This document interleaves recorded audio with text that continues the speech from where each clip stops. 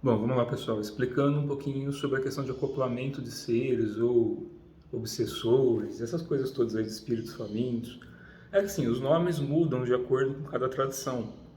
Então, quando a gente fala de espíritos famintos, ou quiumbas, ou obsessores, ou demônios, são seres que ou já passaram pela experiência humana ou não, pode ser num campo astral ou em outras dimensões, que por um motivo ou outro ainda estão presos ou de certa forma atados a alguns planos materiais e planos dimensionais mais densos. Então são planos astrais mais densos.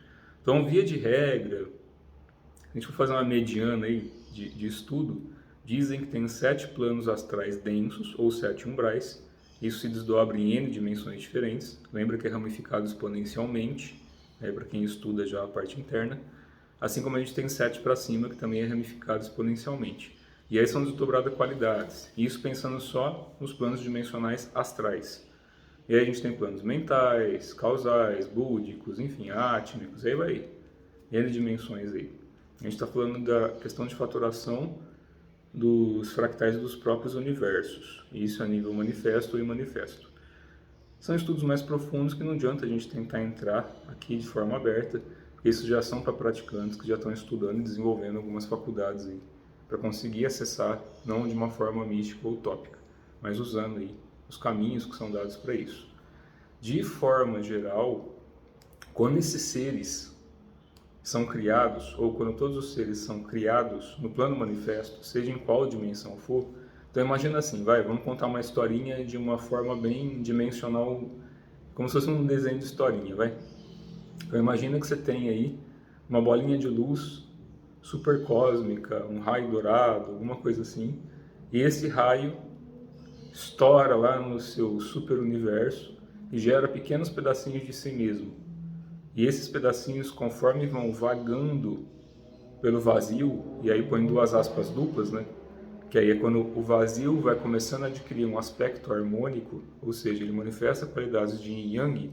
A partir daí, quando ele tem os seus duplos ou múltiplos, e aí cada um vai interpretar de uma forma, ele vai dando qualidades para essas energias divinais ou energias das divindades, para que elas vão pensando em linha de tempo e espaço, vão se cristalizando até gerar uma forma num plano dimensional mais sutil ou mais denso. E isso dá o entendimento bem básico, bem superficial, bem historinha de gibi, para a gente entender essa questão de muitos seres acabarem obsidiando ou usando outras pessoas. Por quê?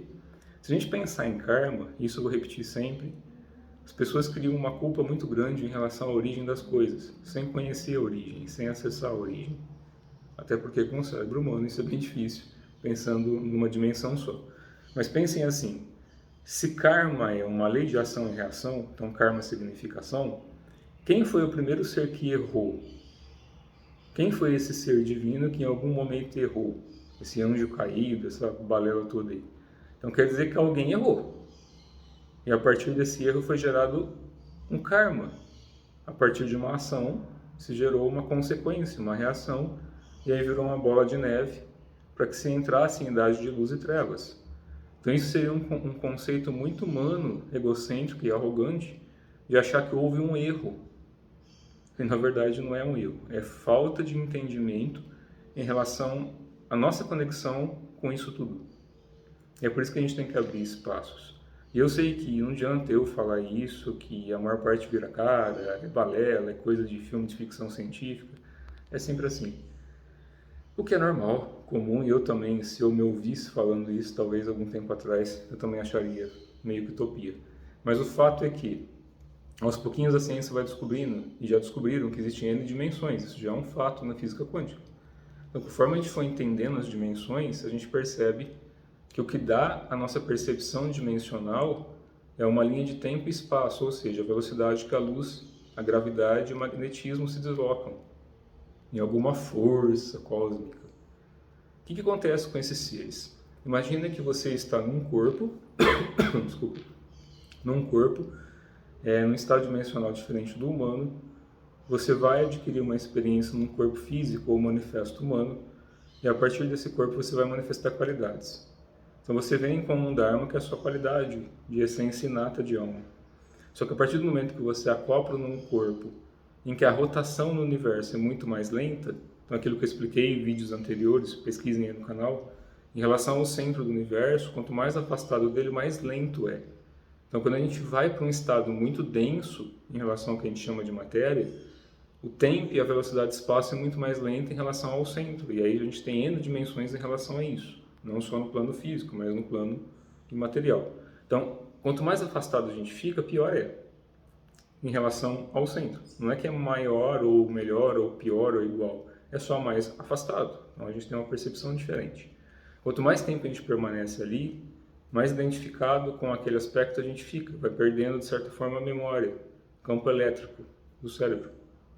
Então vai passando vida após vida, nossa energia fica atada ali por apegos, por necessidades, em que a nossa mente, como repetidora de informações, vai gerando. Então vida após vida vai se gerando uma necessidade, um apego, por N motivos, por desejos, por vontades. E a energia entende o que a gente sente, não o que a gente simplesmente fala. A parte do sentir é muito mais importante que qualquer palavra dita.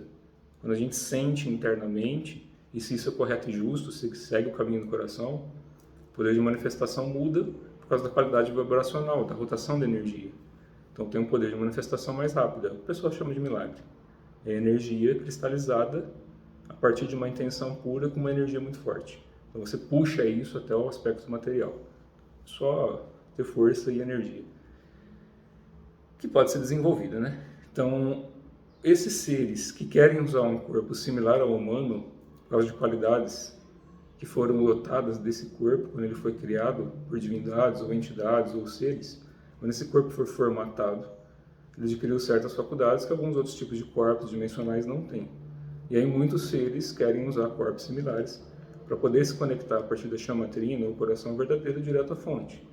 E as pessoas que estão habitando esse corpo enquanto humanas, que fazem ou deveriam ser guardiões desse tempo, acabam se, de certa forma, esquecendo disso por causa da conduta social atual, perde a conexão com a natureza interna e externa e acaba ficando refém, porque esses seres já estão numa dimensão diferente, acabam dominando mesmo a corrente de pensamentos, as atitudes das pessoas aos pouquinhos e se tornam o que o pessoal chama de espíritos famintos. Na verdade, eles se alimentam da energia dessa pessoa e passam a usar a energia interna para, de alguma forma, eles possam, a partir do corpo humano, já que a pessoa está dando passagem, né? Ela está assinando um contrato ali, para que eles possam emancipar eles mesmos. E aí a pessoa fica que nem um zumbizinho. Então esse corpo vira um casulo.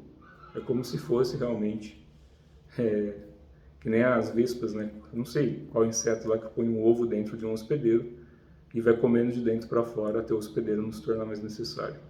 Então alguns seres fazem isso.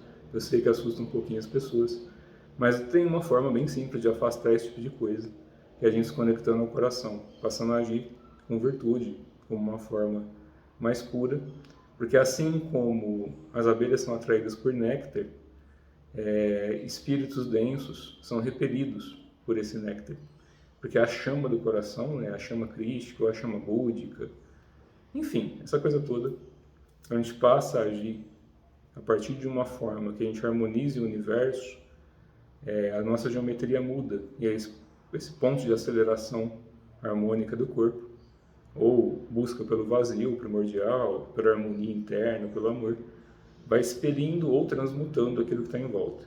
Então a melhor forma que a gente tem de se proteger de qualquer coisa ruim é agindo corretamente, para a gente dissolver o karma, que eles chamam de karma negativo, que são as nossas dívidas, seja dessa vida ou de outras, que ficaram. Isso não tem que ser um peso ou culpa, a gente só tem que transmutar, depurando e permitindo que essa depuração aconteça, para que se tire essa identificação e a gente possa emancipar a consciência. E tanto você como alguém que estava preso ou ligado à sua essência, ou essa energia, possa desconectar e cada um aí ascensionar de acordo com o caminho que está buscando, mas sem um peso. Tudo que é tentado ser curado por agressividade não cura, só machuca. A gente tem que buscar um caminho de serenidade, não agressividade. Tudo que a gente luta, a gente já perdeu. A gente tem que buscar um ponto de equilíbrio, um ponto de vazio, certo? E aí a harmonia vai acontecendo. Acho que é mais ou menos isso. Um abraço, pessoal.